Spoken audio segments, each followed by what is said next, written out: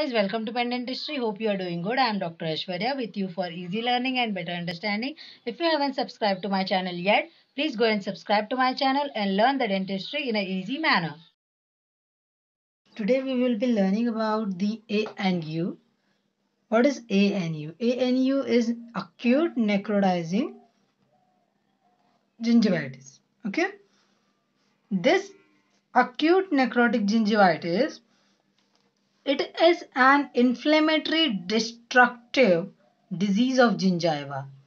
There is a destruction as well as the inflammation of the gingiva which is present clinically, which presents characteristic signs and symptoms. Okay, it is also known as Vincent infection, trench mouth, acute ulceromembranous gingivitis. These are the different types of different names of acute necrotic gingivitis, that is ANU.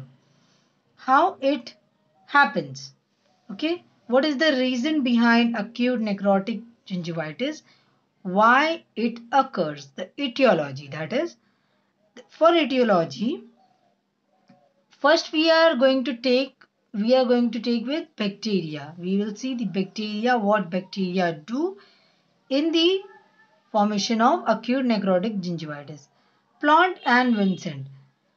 The names is given ANU, the Vincent infection, because it was given by Vincent. Plant and Vincent by specific bacteria, Fusiform Bacillus, a spirochete organism. It is this caused by the specific bacteria, that is Fusiform Bacillus, a spirochete. It is a spirochete organism. Paul and Vincent has given. Losche and colleagues, they have given the flora. Okay, they have introduced this necrotizing gingivitis. It was caused by the flora, that is Fusospirochelata organism and bacteroides intermedius. Okay, these were the main reason for the formation of the acute necrotic gingivitis. What are the local predisposing factors that causes the ANU? First one is pre-existing gingivitis. If a patient is having gingivitis and it is going on chronic stage, at that time ANU occur. If there is a deep periodontal pocket present in pre-existing gingivitis, if there is a deep periodontal pocket or pericoronal flap is present already, this leads to the proliferation of the spirochelates in gingivitis and it causes the ANU. Smoking. The smoking habits. Direct toxic effect of tobacco on gingiva. When there is a direct toxic effect on gingiva takes place, at that time there is a vascular change which causes which leads to the ANU, and the nicotine present in the smoking products, that causes the ANU. Injury to gingiva. When your gingiva is traumatized by opposing teeth in malocclusion, such as palatal surface behind the maxillary incisor. If there is a injury due to the malocclusion taking place, that causes the acute necrotizing gingivitis. This was the local predisposing factor. Now we are going to see the systemic predisposing factor. In this, there is a nutritional deficiency. When the person is having a poor diet and the deficiency of vitamin B, C causes the ANU.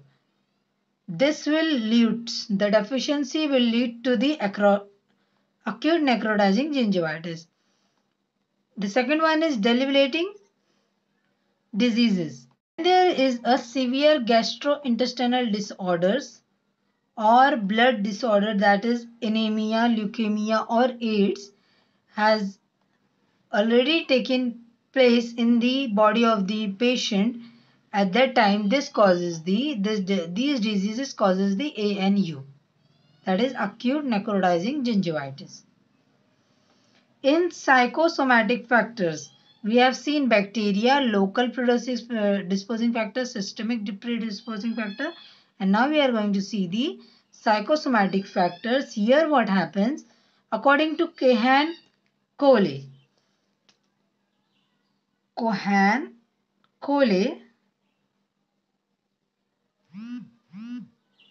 et al. When there is a negative life impact on the body takes place, the activation of hypothalamic pituitary adrenal axis. This is the mechanism. Hypothalamic pituitary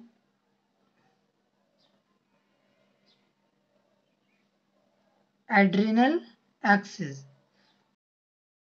The negative impact on the body causes the activation of the hypothalamic pituitary adrenal axis. This is one of the kind of mechanism of the body. This results in elevation of the serum and urine cortisol level. Your serum will going to increase and urine cortisol level will increase, okay, which is associated with the depression of the lymphocyte. The lymphocyte and PNM will going to be depressed in function, and this causes the ANU, acute necrotizing gingivitis. I have covered the etiology part. Now we are going to see further the clinical features of ANU. Clinical features of ANU is, first we are going to see the intraoral one. After that we are going to see the extraoral. Okay. First we are going to see the signs, then we are going to see the symptoms in intraoral. Sign in intraoral is lesions are characterized by punched out crater-like. They are punched out crater-like is like this. There is a deep space, C space. It appears as a C-shaped crater-like depression at the crest of interdental papilla, as you can see in the picture. At the region of the interdental papilla crest, there is a crater-like depression involving the marginal gingiva and rarely attached gingiva. It also involves the marginal gingiva and rarely attached its to the attached gingiva. Okay. The grayish pseudomembrane sludge is covered on the crater. If there is a C-shaped depression, that is crater-like depression, and that is covered with grayish pseudomembrane sludge. Okay. The ANU alteration or ANU necrosis or ulceration is of two types. The lateral ulceration and the second one is necrosis. Okay. There are two types of ulceration is seen, lateral one and the necrosis one. In lateral one, it involves the buccal wall of the papilla, margins and possibly attached gingiva. What it involves? The buccal wall of papilla, the margins and the attached gingiva. Deep ulceration involves the necrosis of the tissue. When the ulcerations are deep, at that time it involves the necrosis of the tissue of embrasures too. Embrasures, and it gives rise to typical truncated papilla. Okay, as you can see in the shape of the truncated papilla, there occurs a hemorrhage and pronounced bleeding. Because of this ulceration, the hemorrhage takes place and the pronounced bleeding takes place. The odor, the bad odor is smelled. Fatigue odor is seen in the or smelled on the ANU. The salivation of the mouth is increased. The salivation will be increased when there is a ANU ulceration present. The intraoral symptoms of ANU is, we have seen the signs, now we are going to see the symptoms. Symptoms are, they are sensitive to touch, okay, constant radiating pain, the patient will going to feel a constant radiating pain, gonic pain that is increased by eating spices or hot food and chewing. When the patient is eating a spicy food or hot food, at that time the pain is radiating and gnawing pain, and it increases due to these factors. There is a metallic foul taste is present. Patient feels a metallic foul taste in the mouth due to the presence of ANU. These are the intraoral symptoms of ANU. Now we are going to see the extraoral symptoms, sign as well as symptoms. Okay. Extraoral signs and symptoms of ANU is, in the case when the case is moderate, when the ANU is in moderate stage, at that time there will be a lymphadenopathy and there will be an increase in the temperature of the. When the case is severe, when the ANU stage is severe, at that time the patient will going to feel a high fever, there will be an increase in the pulse rate, leukocytes will going to increase, and there will be a loss of appetite. These were the extraoral signs and symptoms of ANU. Now we are going to see the management, how the patient is managed in ANU condition. Management of ANU. First we are going to see the non-ambulatory patient. Non-ambulatory patient means the complication is not that much severe. Generalized systemic complication is there. Okay. The complication is generalized and it is systemic in nature. Day 1. What we are going to do? First we are going to gently remove the necrotic pseudomembrane with pallet of cotton. Saturate with hydrogen peroxide. First we are going to remove the pseudomembrane which is present on the ANU with pallet of cotton, with the use of cotton layer, and we are going to saturate it with the hydrogen peroxide. Then we will advise the patient to take a bed rest and rinse the mouth every 2 hours with dilute 3% hydrogen peroxide. After that, we will advise for the penicillin or metronidazole systemic antibodies for the further healing of the body. Okay. Day 2. If the condition is improved, then you are going to proceed it for the ambulatory patients. Further, we are going to see that if the patient is not improved, if the condition is not improved, then the treatment bedside visit is given. Again, the area is gently swabbed with the hydrogen peroxide. Okay. Day 3. In most cases, the condition will be improved. After doing this rinsing and removing with hydrogen peroxide, in most of the cases, the condition will be the ambulatory patient. These are the non-ambulatory patient treatment. After the improvement in the case, you are going to you will be going with ambulatory patient. Now we are going to see the what are the steps in ambulatory patients. Treatment in ambulatory patients. The first visit we are going to see here is, first you are going to apply a topical anesthesia. Then there will be a 2 to 3 minute. After 2 to 3 minutes, you are going to gently swab the area because there was a presence of what? That layer which we have removed. Okay, that layer you are going to remove. After that, cleaning with warm water, calculus is going to be removed with the help of the scalers. Okay. Here, penicillin is given 500 mg thrice a day when there is a moderate to severe ANU and there is a presence of local lymphadenopathy. To give the penicillin 500 thrice a day. If the if the patient is not, if that patient is sensitive to penicillin, at that time you are going to give the erythromycin and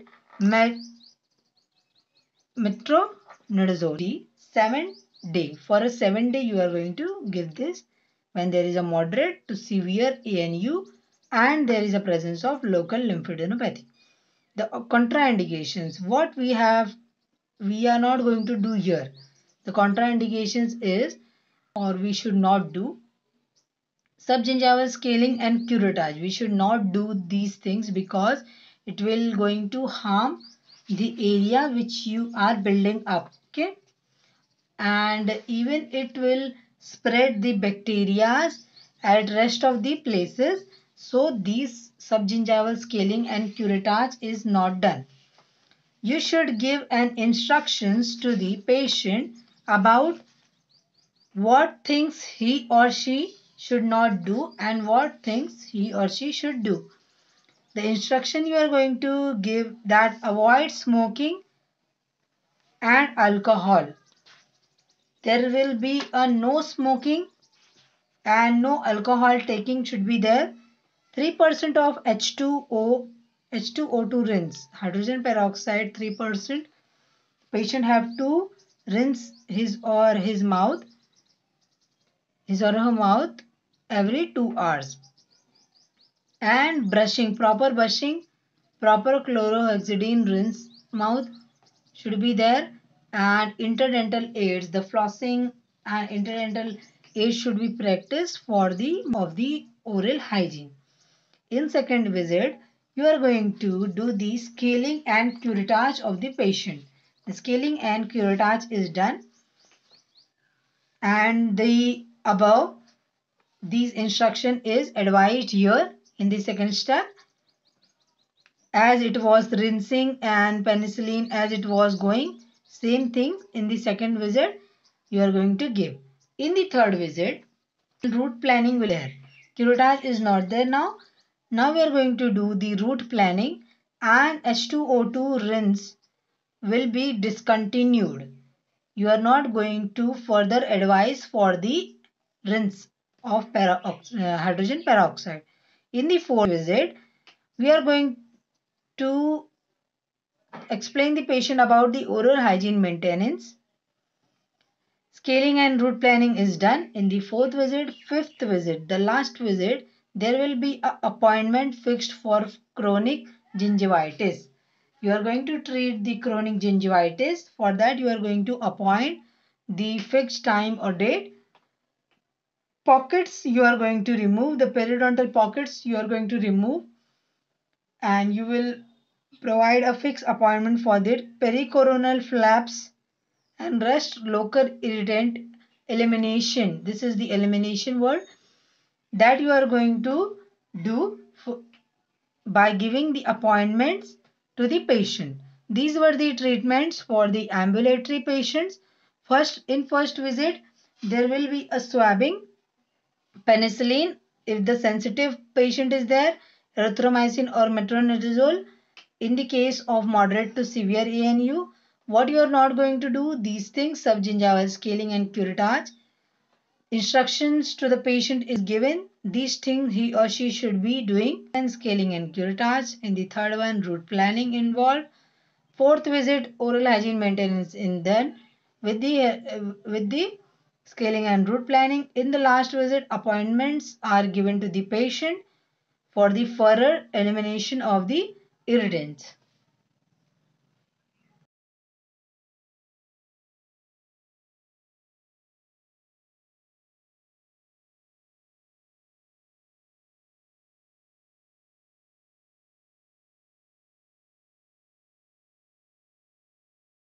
Further treatment in ANU is you are going to do the gingivoplasty. Antibiotics if toxic system complication is seen. If there is a toxic complication, systemic complication, at that time you are going to give the systemic antibiotics. Supportive systemic treatment with analgesic. If there is a analgesic need, at that time you are going to give the analgesic.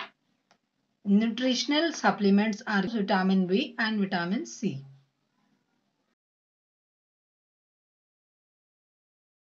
Diagnosis of ANU is based on the clinical findings. You are going to diagnose whether it is ANU or not. If there is a presence of necrotizing ulcerative lesion of interdental papilla and marginal gingiva together, is present.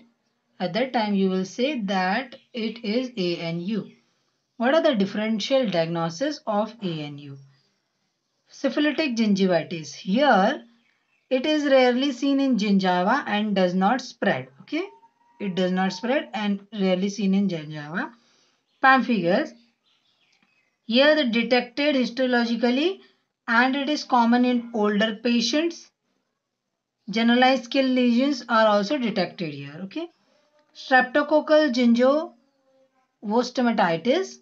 Here, diffused erythema is seen on the posterior area of oral mucosa and necrosis is absent over gingiva in streptococcal gingivostomatitis. Gonococcal stomatitis, here oral mucosa consists of gray membrane. Oral mucosa is consist of gray membrane which leaves a raw bleeding surface.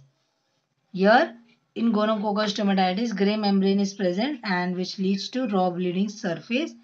Benign mucus pemphigoid, here erosion is present, no evidence of necrosis is seen and it occurs in old patient. In benign mucus, no evidence of necrosis is seen, occurs in old patient. Candida gingivostomatitis, in here diffused presence of which can be rubbed off leaving a erythematous area. Here what happens? The white deposit which is to be rubbed off. Okay, in Candida gingivostomatitis and it leaves the erythematous area. Agranulocytosis, here the blood picture is the evidence which show it is a systemic disease. Here lesion does not show any inflammation reaction in of the ANU. Hope you have understood this video well. If you like the video, please like, comment and share this to your friends and your batchmates. For easy learning and better understanding, keep watching Pen Dentistry.